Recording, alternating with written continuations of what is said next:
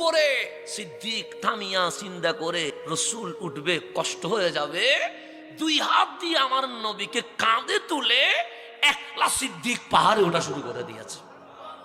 আমার নবীকে কাঁধে নিয়ে উঠে গেছে কে? সিদ্দিকে। হাসান বিন সাবিত বলছে কাদে তোয়াফাল আদুব্বু বিহি ইজা সাইদাল জাবাল, যখন উনি পাহাড়ে উঠছে চতুর্দিকে শত্রু আর শত্রু, কিন্তু উনি ভয় পায় নাই। কেন?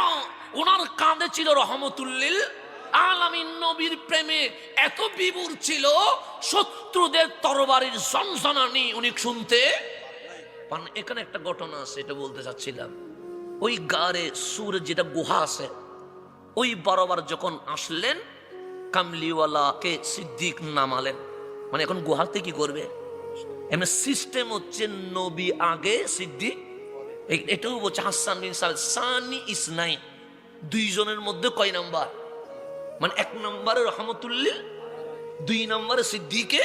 তার মানে সিদ্দিক পিছে, নবী আগে। কিন্তু সেখানে দাঁড়িয়ে বলছেন নবী গো আমি অনুমতি চাই, কি আমি আগে ঢুকবো, আপনি রসুল পরে ঢুকিয়েন।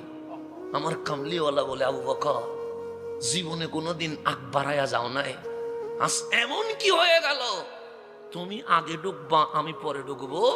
আমার সিদ্দিক বলে নবী গো দেখতে গুহাটা ভয়ঙ্কর মনে হচ্ছে, যদি কোনো অ্যাটাক হয় আবু বকরের উপরে হয়ে যাক, আমার নবীর যেন কিছু না হয়।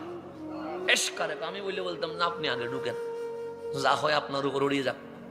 সিদ্দিক বলে আমার উপরে হবে, কিন্তু আমার নবীর উপর যেন কিছু। এখানে সব ঘটনা আপনারা জানেন, আমাদের হুজুররা বলে গেছেন।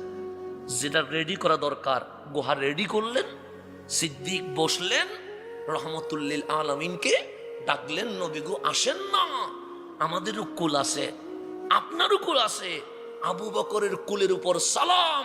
কেন?